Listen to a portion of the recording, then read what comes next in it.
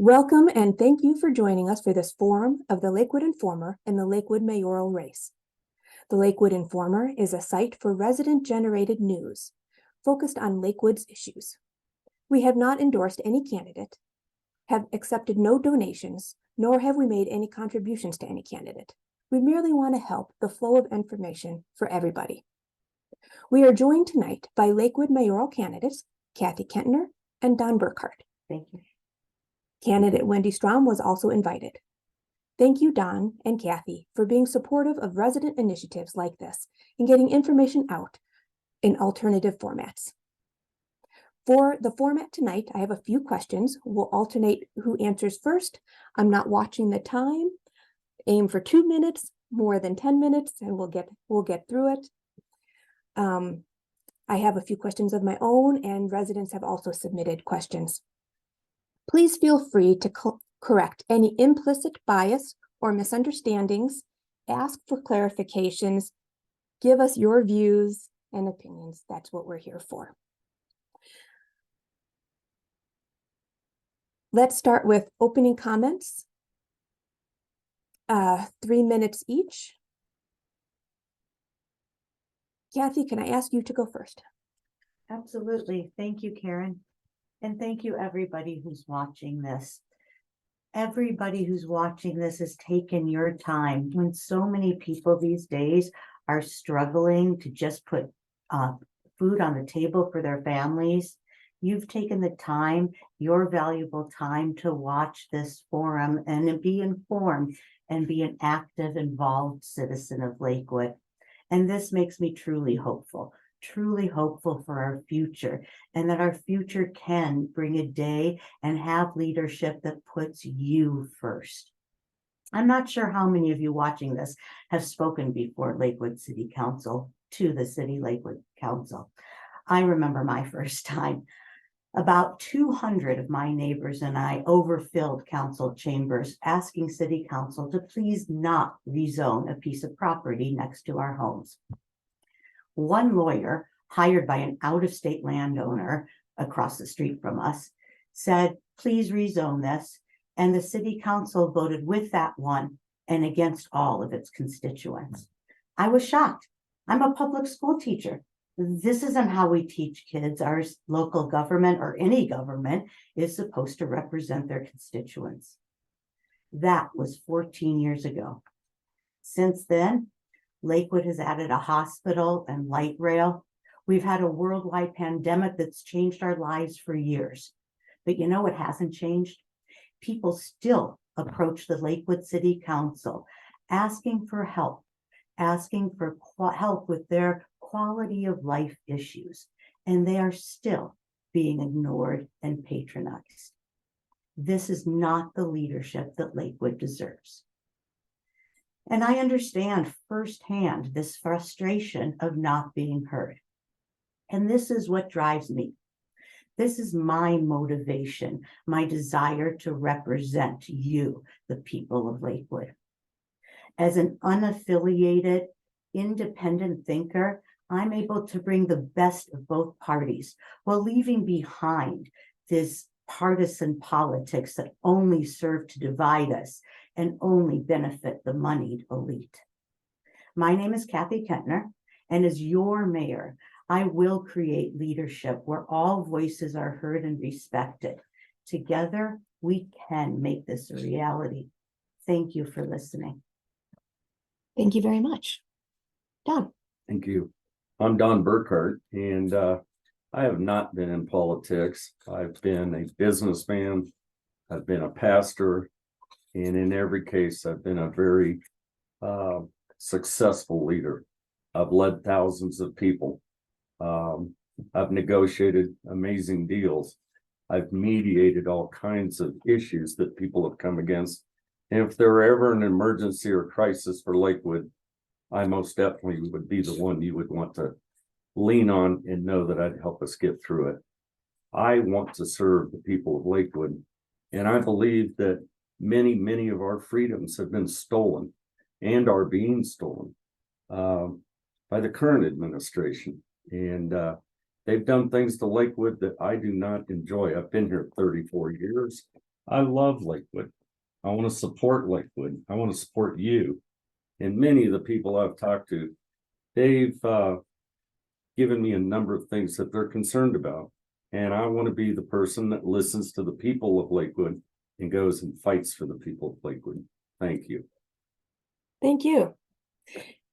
You have both led into my first question. You are both here for the people. They are asking the mayor to help them solve problems. People come, they talk to city council in overwhelming numbers, but city council itself has to jump through hoops just to get anything on the agenda for them to talk about. Do you think there's a better way for council to take actions, get things on the agenda? How will you be effective? Don, to you. I believe currently the system that's in place is the mayor has his own personal agenda, the existing mayor, and a number of the city council follow suit, and they obey him. They have agendas that they have put together, and the other council members don't really get a word in edgewise. And that's not the way I would lead as mayor. I am very much a team player. I want the team to come together, and I want each ward to be represented as it should be by their council members.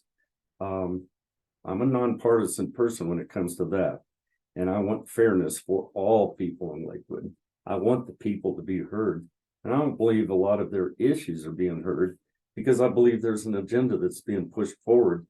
And it has nothing to do with what seems to be important to the people of Lakewood. Fabulous. Thank you. Cathy, thank you. So the question, I believe, is how will we get onto the agenda? What's most important to you, the people of Lakewood? Is that correct, Karen? Yes. Thank you. And this is where my experience as a neighborhood leader and a leader in Lakewood with proven leadership will come in. The current practice is at the end of January, there is what's called a city council retreat or annual planning session. And during that session, the current practice is that the council gets together and they come up with big ideas. What I will do differently, and where I have solid plans where neither of my opponents have actually said how they will get your items on the agenda, the way that I will do that is I will immediately meet with every city councilor, and I will have the city councilors bring legislation. What legislative items would you like to see passed for your citizens? Everybody listens. Every single candidate says, I'm going to listen to you and respect your voice. But what are we going to do? And I have some solid legislative ideas, and it involves also sitting down with every city councilor and making sure that their legislative priorities are brought forward and that we get those on the agenda. As mayor, and this is why I am running for mayor, I have that strength and I have that capability to ensure that the agenda is set because of my knowledge of these processes. And that can happen sooner rather than later. I can hit the ground running so that legislation that actually addresses the issues we're going to talk about, don't want to get into too much because I'm sure that they're the questions to follow, but it's not a secret. Every 2 to 3 years, the city does a scientifically valid community survey, and the results are almost always the same. Public safety, open space, clean, livable city. This is what we all want. I'm Excellent. assuming my time is about up for that. Like I said, we'll do the best I can, but thank you very much. I like it. Good. That's the end of question number 1. Question number 2. To Cathy first this time. Lakewood has hired a new police chief this year who is implementing the 21st century policing methods developed under President Obama. One immediate effect of this year's plan is to reduce police officers and convert those positions to civilian community resource positions. Do you believe this will be effective in Lakewood? No. I don't think that there is anything wrong with having a civilian component to public safety. This came up at a recent interview that I attended also with union members of police and fire, specifically our firefighter unions were there. And volunteer programs are wonderful, citizen programs are wonderful, but they cannot replace the professional, preferably union-based workers of our police and fire department. That's not appropriate. Also, with the increase in population that we've seen, we need to keep up with that. We need to increase all aspects. There are a lot of good things. Adding those programs is not a bad thing. We can't do it at the sacrifice of needed uniformed officers also. Very good. Thank you. I agree with Cathy in a number of that part of the issue. I myself have met with the chief, and the answer is no. I'll agree with Cathy in that answer. However, that citizen needs to be, a lot of the police need to be teamed up with mental health experts to avoid bad shoots, to avoid things that could be solved in a different way than a gun or a taser. My sister works for the Sheriff's Department in Colorado Springs, and they have 6 of those teams down there. Highly effective. I've talked to the chief of police about it. He wants to pursue that. But the fact remains, we're a good 100 police officers short to really take good care of Lakewood. Crime is at an all-time high, and a very simple solution is to add more police back to the force. We lost a number because, again, the administration failed to strengthen that, failed to help the police. The morale at the police department is an all-time low. We lost a chief of police and a number of good officers with him. I like this new chief of police. I believe he's going to go in the right direction. He knows we're 100 police officers short. It's going to be up to me as mayor to see the city council build that into the budget that we could pay for that. But we need that. And it goes along with the light rail system. We need air marshals, only light rail marshals, that Lakewood puts on that light rail. So Lakewood will actually use that light rail. Most of the people I've talked to, they're terrified of riding the light rail. And I want to see that get fixed. Thanks. Excellent. Excellent. Is there a rebuttal on this? Certainly. And at any time, I'm sorry, please feel free to Thank follow you. up. I'd like to respond because I agree. However, I would like to add, and I do think that we need to look carefully at the budget. I don't think that public safety as a whole is keeping up with the reality of what we need and what's demanded by the people of Lakewood. However, there has been budgeted officers, and those positions have not been filled. So simply saying that the how is budgeting for more does not get it accomplished. How come? What is the reason that we in Lakewood are training police officers, but we are not retaining them? We're recruiting, but not retaining. As a public school teacher, I think that that's one of the strengths that I could bring, is sitting down and figuring out how can we get those officers to stay here in Lakewood? Is it a down payment assistance program for officers that promise to stay here in Lakewood long term? Is it housing that's getting in the way of their being here? Is it pay? Is it working conditions? Getting to the bottom of that and working on recruiting and retention is necessary, because the truth is that there are positions for public safety and police that were budgeted for and never filled. Thank you. Any other words? Any other words? And No. I should have made you that same offer if I didn't No, before on the agenda, the number 1. Yeah. Okay. Next question is to you, Don. Lakewood is building a new homeless shelter on Colfax. It will be for long and short-term supportive needs of the unhoused. If you were to choose, would you provide supportive resources with or without contingencies? By contingencies, I mean any kind of, if you do this, then you get that. Medical care, work hours, whatever it may be. There are two different kinds of systems. I support strongly the programs I've seen across the nation, the programs I've personally been involved with homeless. There has to be some accountability to it. There has to be some rewards. There has to be some benefits. And that needs to be fully laid out.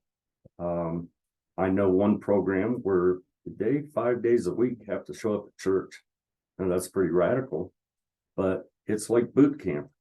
And by the time they get done in a year, they've got the money it takes to live in their own house, to get a good fresh start, and they're 96% success. I look at that as a reward benefit. They're given housing, but they have to do some certain things to obey that, to earn that. And there's value. I've learned a long time ago, you don't just give things away because there's not a value attached to it. If it's given, people will just walk away from it easier. If there's a payment expected, an investment of time in most of the cases, investment of schooling, investment of training, investment of counseling, they've got to attend these things to get a step up and move forward. Otherwise, we're just spending money and it's just going to keep going down the hole. Thank you. Excellent. Thank you very much. Cathy, same question. Would you like me to repeat? Sure. Lakewood is building a new homeless shelter for long and short-term supportive needs of the unhoused. If you are able to choose, would you provide supportive resources with or without contingencies? Meaning any kind of, if you do this, then you get that arrangement, such as medical care, work hours, etc.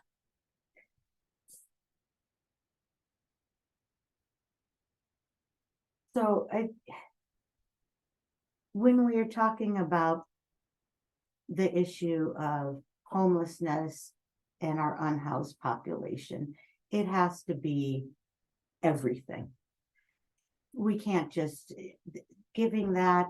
It's just, not only is it not a practical choice, it's just it's putting everybody into one box.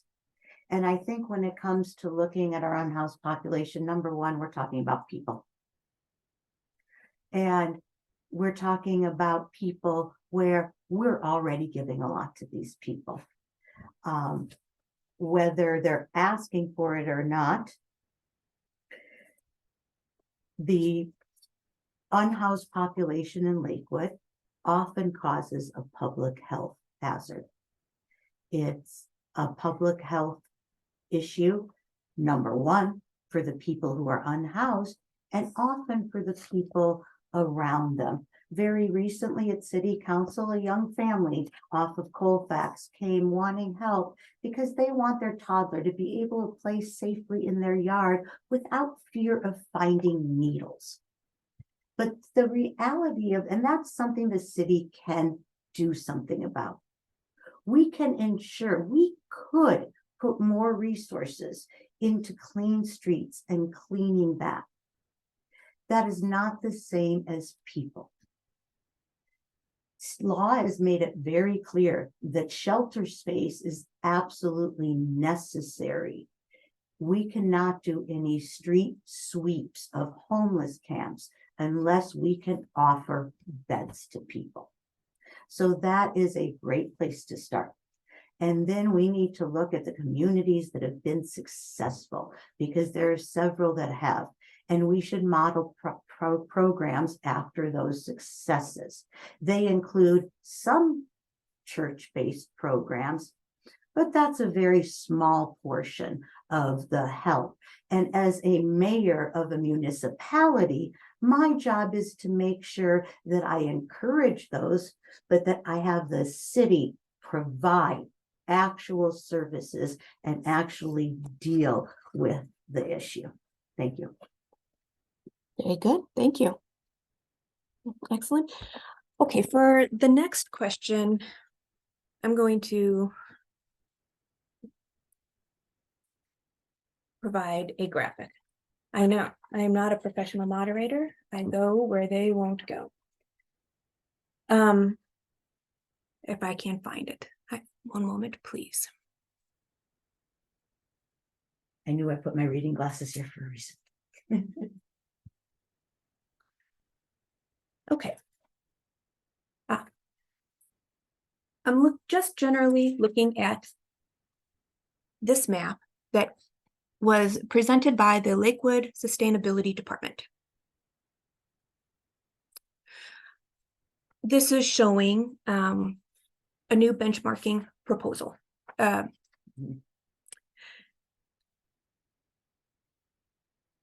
Sustainability is the #2 priority for the city. And the latest proposal using these benchmarking policies that lead to the elimination of gas-powered systems in favor of electricity. This map shows places that use those systems.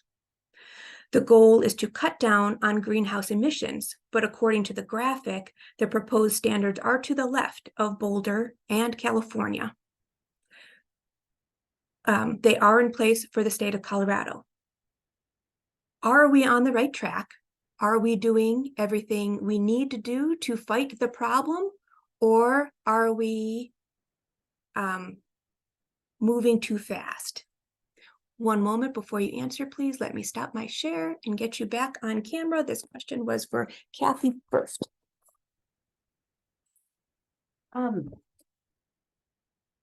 So I think that sustainability is a priority when you look at the priorities for most of the people of Lakewood. And when you think about environmental sustainability, and environmental sustainability isn't all gas changing to electric.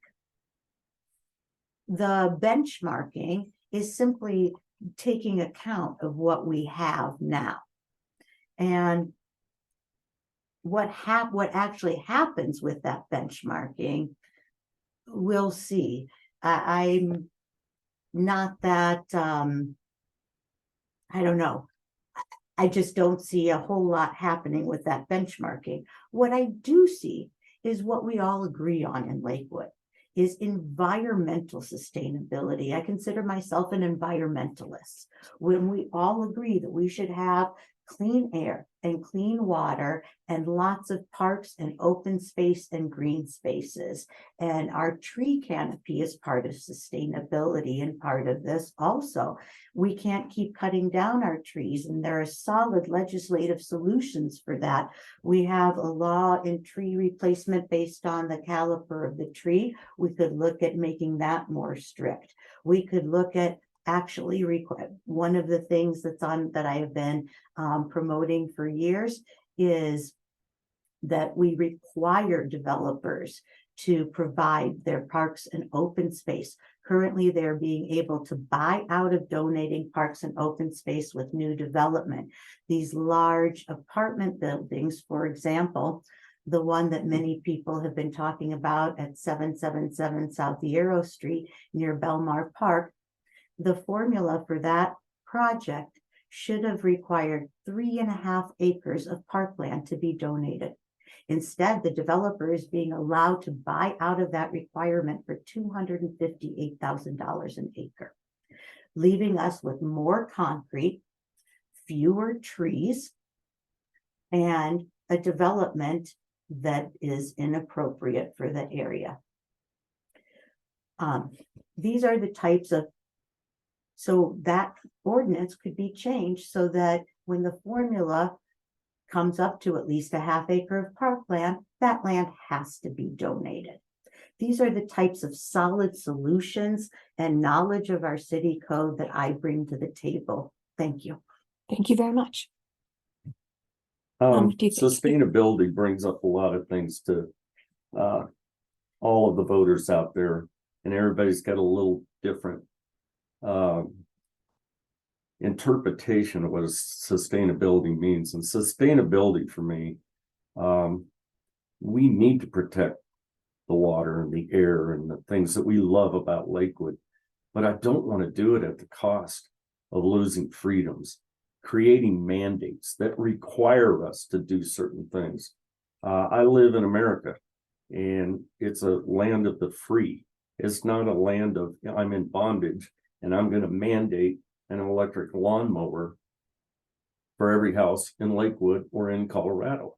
That's crazy. That's going way too far for sustainability purposes. I think well, part of your question was, are we ahead of ourselves? I think we're very far ahead of ourselves. I think there's enough argument to wonder if how much of the story is even actually true. I'm not picking sides, but the voters out there, I know they have some opinions on this. They want to see what we have here taken care of. Our number one thing we need to worry about for sustainability is water. We have a limited amount of water. When we go start building all these apartments all over the city like we're doing, we're gobbling up water left and right.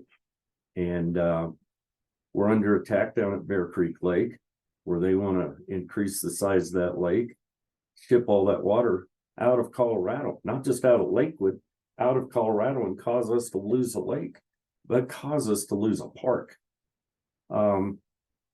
That's wrong decision making. And as a mayor, I want to see us change that. I want to put the brakes on some of the things that we're getting brought down all the way from the East Coast, all the way to the governor of Colorado, down to the constituents here. And we're being forced into things I don't think most of the voters want. At least that's what they've told me. Thank you. Very good. Excellent. We are at the end of before we will move on. I know you wanted it. I have another graphic. I understand that both of our candidates here, all of our candidates are very familiar with the things that I am showing. So I appreciate your patience while I try and make sure that what the residents see or know what I'm talking about as well. I may have to drop this in later, but I am showing them the number of housing units that we have in blue, and then ones that we need in red. So we have a deficit of housing units under 875 according to this. If we are, and this According to what? Where did this come from? This graph, these numbers are from the report provided in the Lakewood Strategic Housing Study. Yeah. Okay. So Lakewood recently opted in to Proposition 123, which will provide state funds for affordable housing. As this graph shows, and this graph again is from the Citter's report on strategic housing, Lakewood really needs housing that costs under $875 a month, more than anything else. So in a needs-based model, Lakewood would serve this population first. That is equivalent, to be affordable at $875 a month is about an annual income of $31,000. So in this needs-based model, you would be serving people making under $31,000 annually, while someone over making $31,000 annually would not benefit because that's the biggest need. It's not the biggest need. So, do you believe these Prop 123 funds should go to this lowest income group? Would you distribute them based on another model, or big picture throw out the numbers? Do you think there should be any model for spending money on affordable housing? And should that discussion be public? Please pause for a moment, and then I will get back to you, Don, if I can figure out how to stop sharing. And Don, the question is for you. Thank you. You know, the word affordable housing is another one of those words that it's got a broad definition base. Is it affordable because of somebody's income? Is it affordable because that's what fits for Colorado? Is it affordable because of, are we subsidizing the housing, or are we giving them just lower rents? Where's the shortfall coming in? Who's paying for that? One of the problems or challenges I have all these apartments, again, they're getting built in the name of affordability. It's not accurate numbers. I don't personally agree with these numbers on this sheet. I think they're flawed. I am a real estate broker in Colorado, and I've done a lot of studies. We are at the top and actually going down. The vacancy rates in apartments are increasing at a very high speed right now. We are cresting, and we're going to get cheaper rates in rent. Again, I think we're overreacting on something that's not provable. Same thing with the housing market. There is a bubble, and it burst about 2 months ago. The prices are going to come down. The rent's definitely coming down. I have major investors that own hundreds and hundreds of apartments across Denver. They're 30 to 35% vacant right now. So why are we building more? I don't believe we're short. We're short on this segment of based on income, them being able to have housing. But guess what? That's across the state. That's not just Lakewood. That's up in Steamboat. That's over in Vail. You've got the workers that make barely $30,000 a year. They need a place to live, and we need to help them. But we need to identify that that's what we're calling affordable housing, and more of subsidized housing. If it ought to be around $2,000 a month for rent, is Lakewood kicking in $1,000 a month? Is Lakewood kicking in $1,200? Are we getting some of that money from the federal government? Are we getting some of it from the state government? How are we going to bridge that gap? Or I loathe the idea that the taxpayers get to pay for it. I'm so against that. So I'm cautious. I want to know these numbers are accurate. I'm not convinced of it. Thank you. Very good. Thank Cathy? you. Boy, I'd love to answer some of Mr. Burkhart's questions, but I'll stick with this right now. I know exactly, these numbers are very accurate. They came from our housing study. However, there's a lot of other figures in the housing study also, and these figures actually support what Mr. Burkhart was just saying, that we have a surplus in the type of apartment that we have been seeing being built. Absolutely, that's what this shows. And the less money you make, the harder it is, and the more of that housing we need. Where it shows the need for very high income, this is very interesting. And even the housing study, when you read that, says, when you read the whole methodology behind it, that is not actually, that's the one that it's a true figure based on the methodology, but that isn't a real need, because people at that income are not typically looking to move into higher income, because there's a very good definition of what makes something affordable. And we define affordable as 30% of your income. That if you're spending more than 30% of your income on housing, you're considered cost burdened by your housing.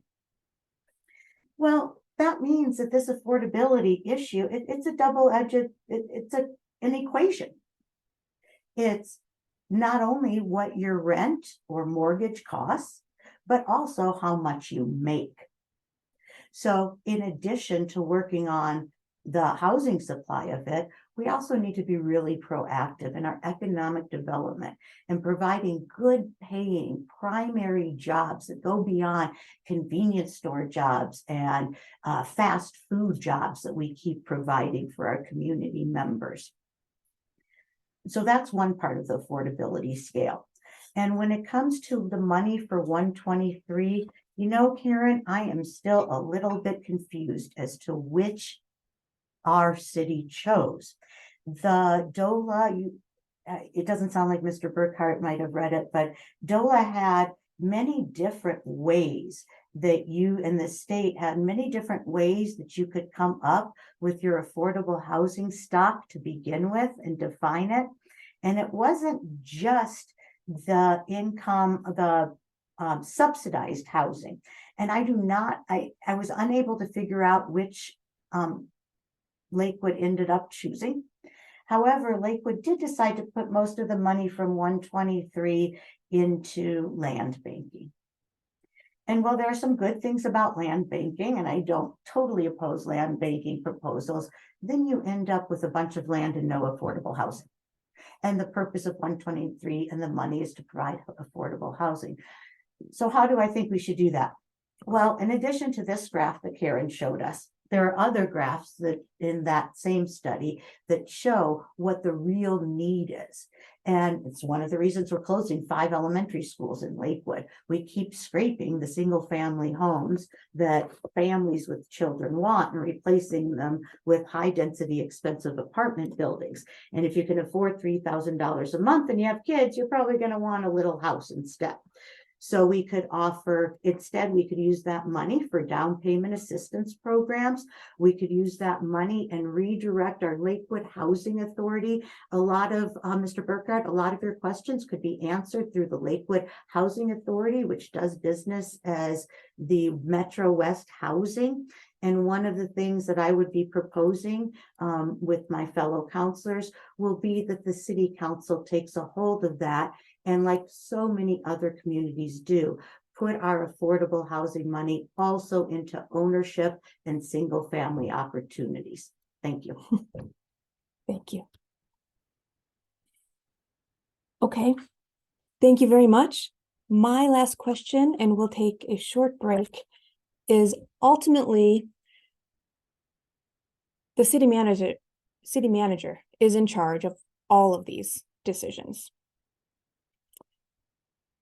City council and the mayor can vote on what the city manager brings before you. But the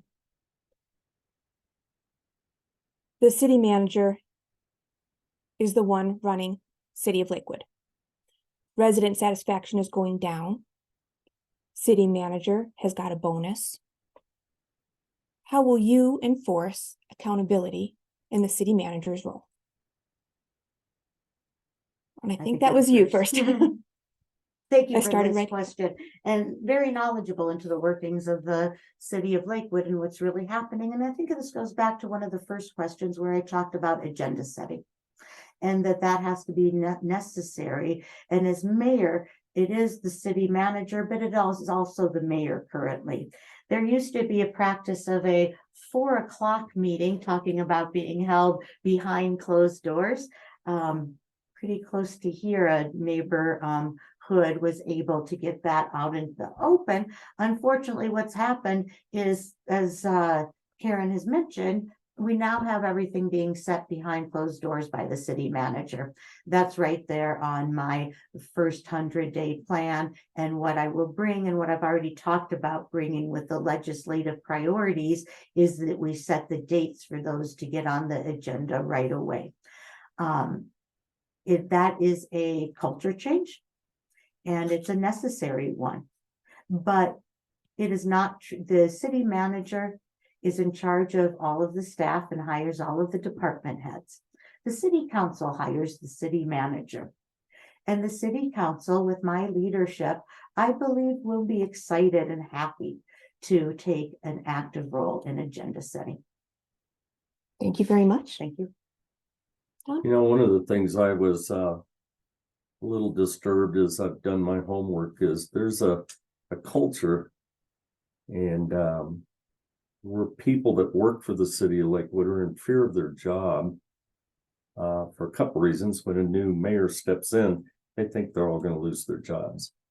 I don't know where that came from. I think that's a wrong way of thinking. But even more than that, I am told that it's not appropriate for city council to talk to city employees for fear of losing their job from the city manager. That's dead wrong.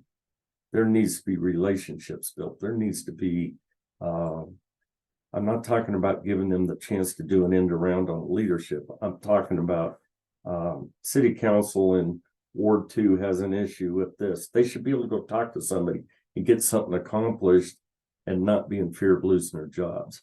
And I've talked to 3 or 4 of those people, and they're even nervous to talk to me, and I'm not even on the city yet. They're afraid for their job from the city manager. So I'm concerned about that.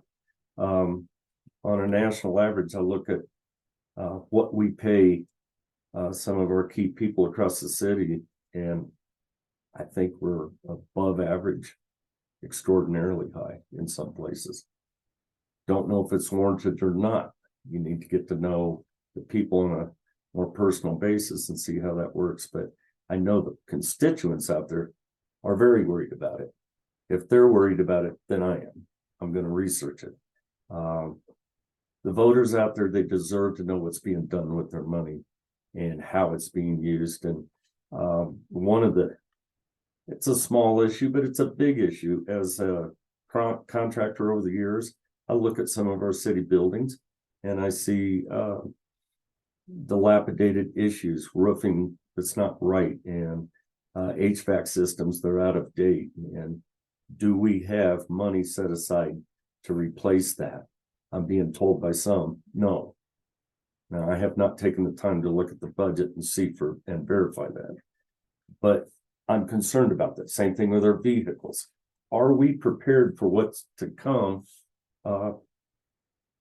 Equipment to replace it. Are we on top of that? Now, I get the suspicion we're not.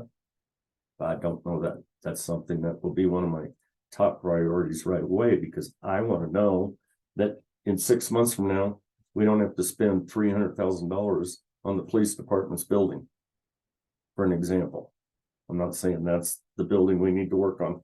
I'm just using it for an example. Again, the voters are very concerned about that. They want to know that we are fiscally responsible for that. Now, they pass budgets and they do all that and they make it look responsible, but is it really? I've been the president of a homeowner association more than once where I had to step in and had to raise the homeowner dues to overcome a shortfall for roofing and paint. And then if you don't take care of that, the value of the homes go down. I look at the same thing for the city. So thank you. Very good answers, both of you. Thank you very much. Let's take a quick break.